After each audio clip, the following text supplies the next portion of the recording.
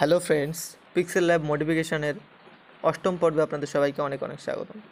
আজকে আমরা দেখব যে কীভাবে আমরা আমাদের পিক্সেল ল্যাব অ্যাপ্লিকেশনের থিম চেঞ্জ করতে পারি। আমি আপনাদেরকে একটা পিক্সেল ল্যাবের থিম দেখাচ্ছি। দেখুন, এখানে একটা পিক্সেল ল্যাব আছে। এই থিমটা আমি এডিট করেছিলাম।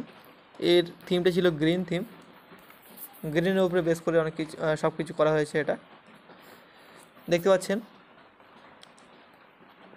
আর এখানে আমাদের যে পিক্সেল ল্যাব আছে, পিক্সেল ল্যাব কিং, এটার আমরা থিম এখনও চেঞ্জ করিনি। এটা আমরা বলেছিলাম যে পিঙ্ক ইশ থিম হবে, মানে একটু পিঙ্ক কালার ভাব থাকবে থিমটায়। তো সেটা আমরা করব।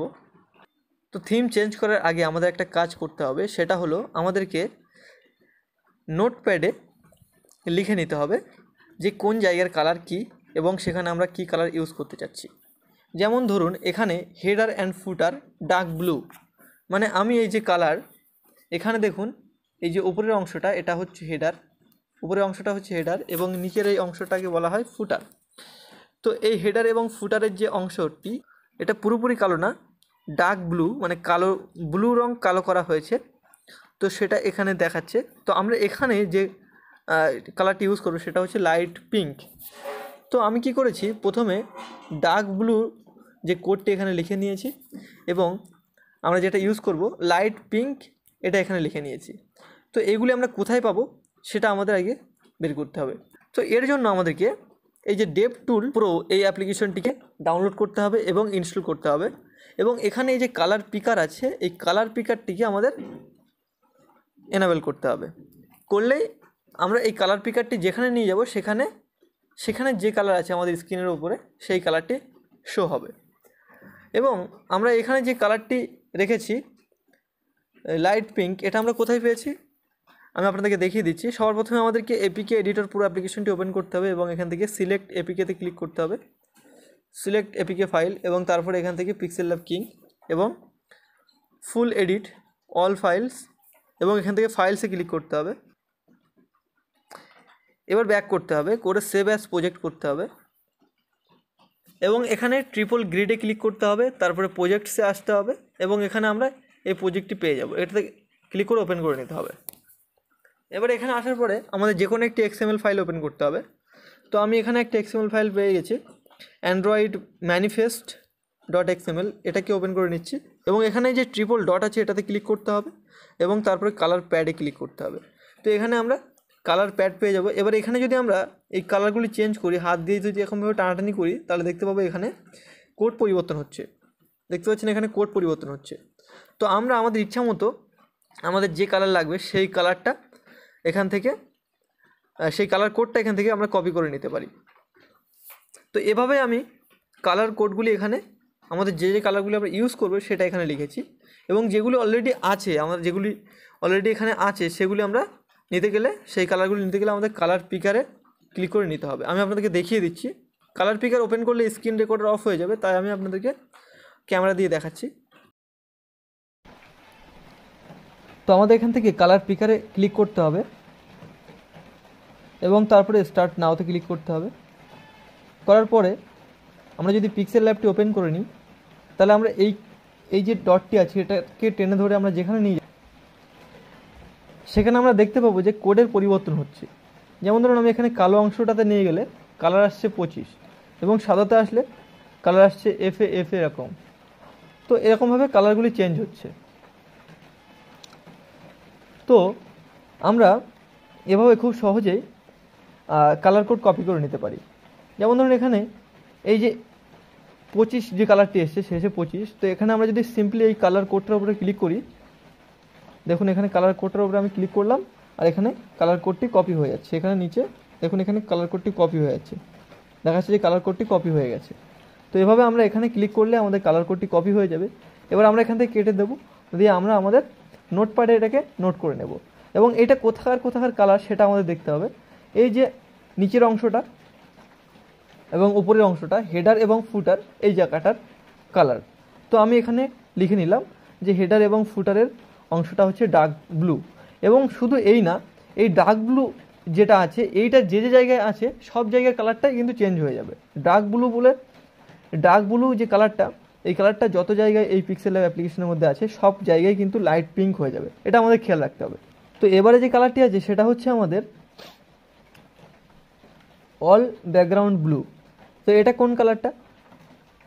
দেখুন, যখন আমরা এই কোটসের মধ্যে আসলাম এবং এখান থেকে ড্রপ ডাউন বের করলাম, তখন এই যে ড্রপ ডাউনের মধ্যে এই যে লেখাটার ব্যাকগ্রাউন্ড যেটা আছে, এই যে টেক্সটটা বাংলা এবং ইংলিশ, এই যে টেক্সটের যে ব্যাকগ্রাউন্ড আছে এটা হচ্ছে গ্রিন কালারের। তো এই গ্রিন কালার ব্লু কালারের, এই ব্লু কালারটার কোড। তো এটা দেখুন আমি দেখিয়ে দিচ্ছি। কালার পিকারে ক্লিক করে স্টার্ট নাওতে ক্লিক করলাম এবং যদি আমরা এখানে এটা বার করি, করে এখানে নিয়ে যাই, তাহলে দেখতে পাবো যে 3D বলে একটা কালার আসছে। তো 3D কালারটা এখানে আমার লেখা আছে, দেখুন এখানে 3D বলে যে কালারটা লেখা আছে। তো এবং এখানে আমি দিয়েছি কি ডিপ গ্রিন দিয়েছি। তো ডিপ গ্রিন না, এই কালারটা হচ্ছে অ্যাকচুয়ালি অরেঞ্জ হবে, ডিপ অরেঞ্জ হবে। আমি ডিপ অরেঞ্জ কালার নিয়েছিলাম।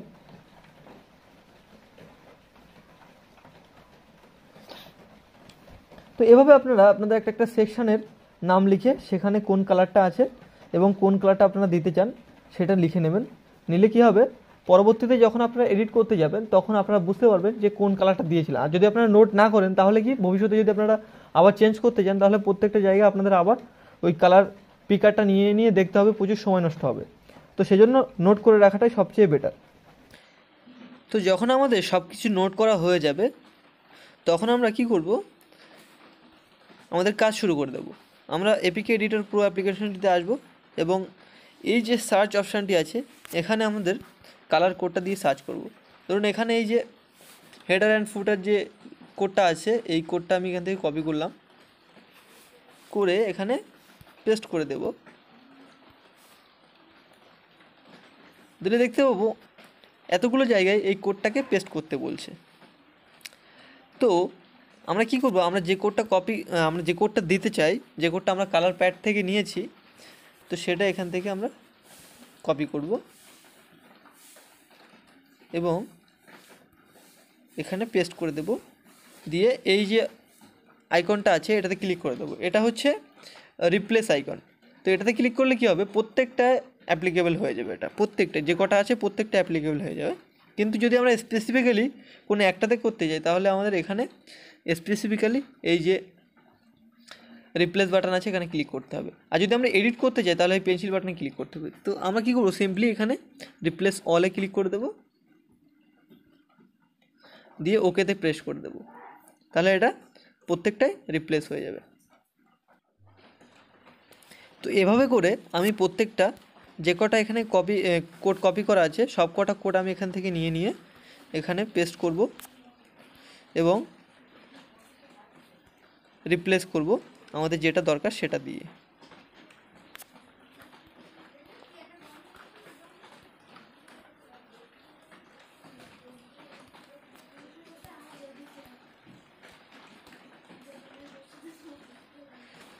তো আমি ভিডিওটা ফাস্ট ফরওয়ার্ড করছি।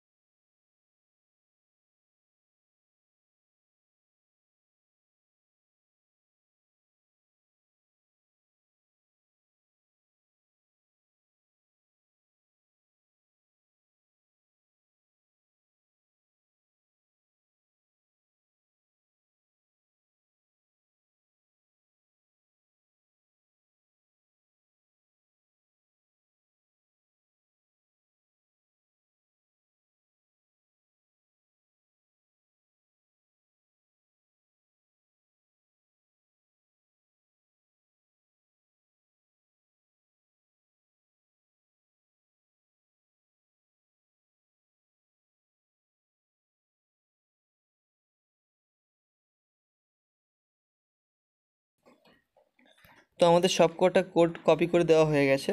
এবার আমাদের বিল্ডে ক্লিক করে এটাকে বিল্ড করে নিতে হবে। তো আপনারা যদি চান এই কোডগুলিকে, তো আমি আপনাদেরকে কোডগুলি দিয়ে দেবো, এবং যদি আপনারা এই অ্যাপ্লিকেশনটিও চান তাহলে অ্যাপ্লিকেশনটিও আমি আপনাদেরকে প্রোভাইড করে দেবো। তো তাহলে কী হবে, আপনারা এই অ্যাপ্লিকেশনটিকে নিজের ইচ্ছা মতো মডিফাই করে নিতে পারবেন এবং থিম চেঞ্জ করে নিতে পারবেন। তো এটি আমাদের কমপ্লিট হয়ে গেছে। এবার আমরা এখান থেকে ইনস্টলে ক্লিক করব।